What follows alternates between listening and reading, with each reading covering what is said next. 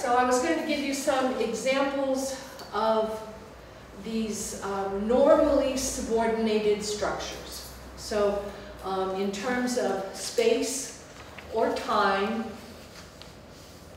and I have handouts for you with lists of common pronouns and things like that, so don't feel like you have to take extensive notes here.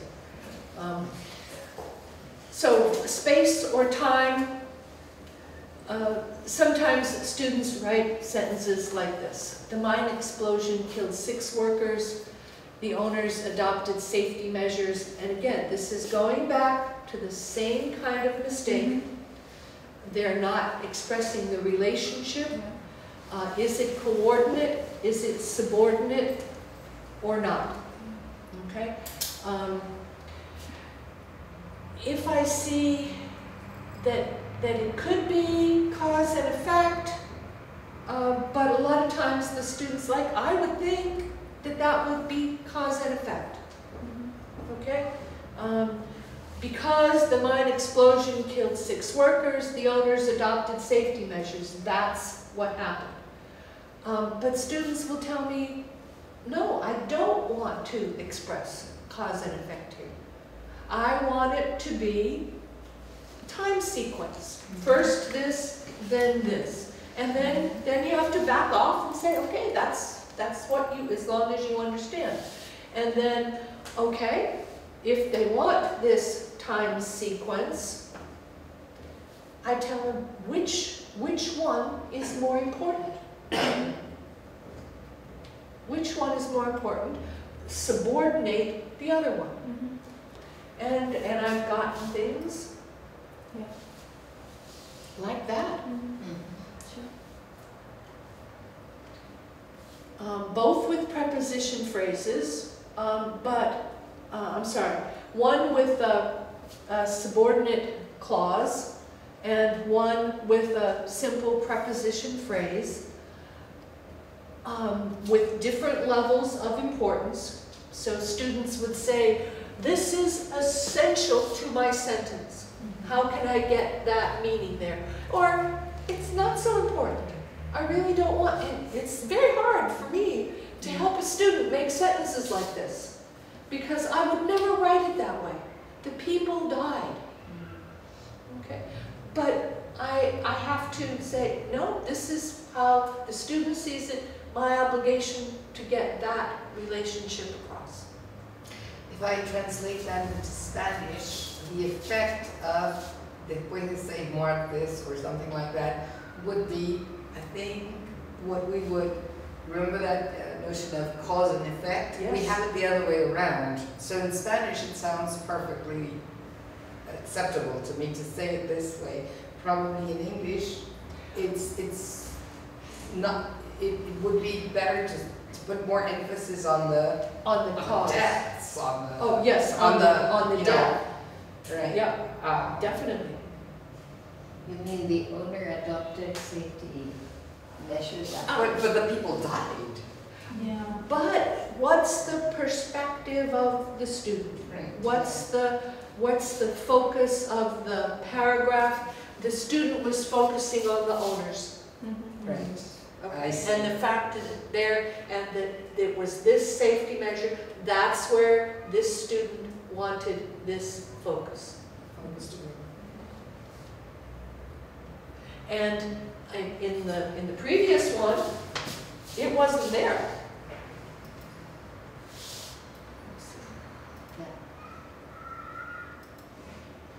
All right, come on. No, I'm going the wrong way. Yes. That's what I can't get. Go one more.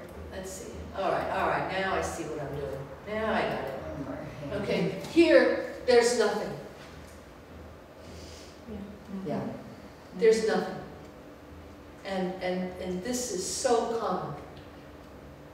And that's why I try to tell them, if I'm gonna correct it for you, which I don't, but if I am, then I can only do it my way.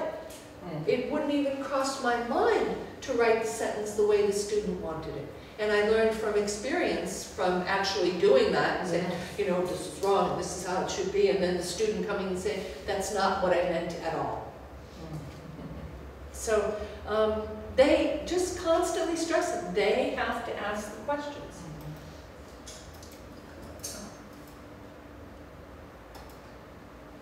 Okay, so cause and effect. Don't want to repeat too much, but we subordinate generally cause, and the effect is the main clause. Students write sentences like this. Jones had been without work for 6 months. He was having trouble paying his bills. And what's the cause? What's the effect? I don't know. Was he having trouble paying his bills because he was out of work?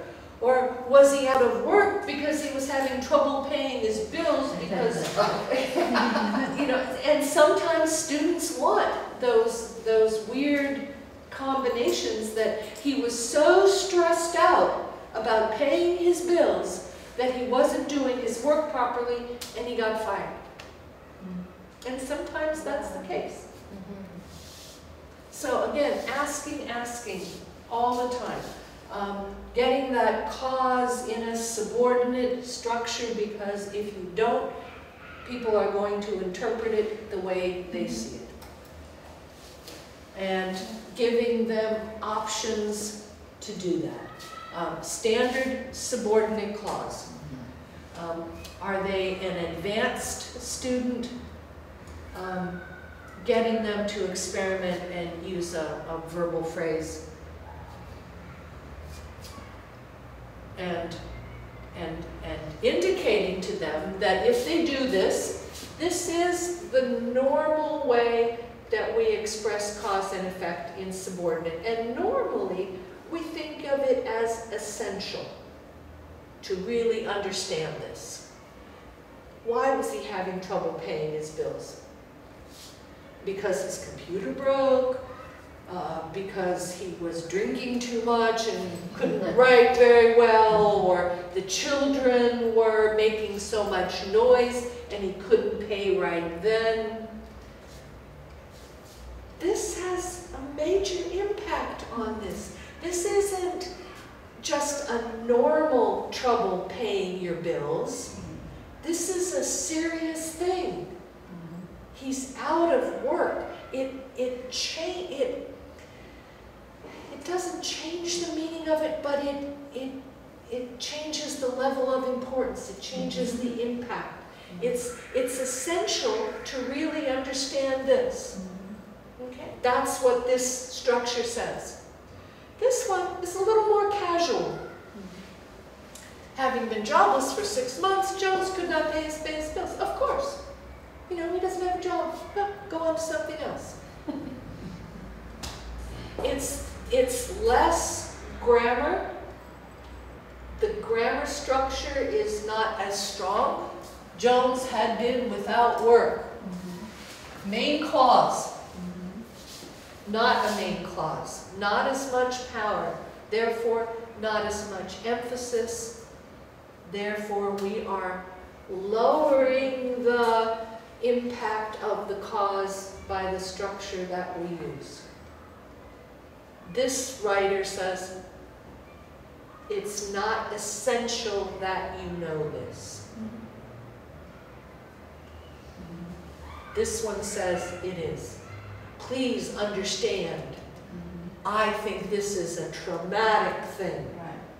This one says, hey, lots of people are out of work.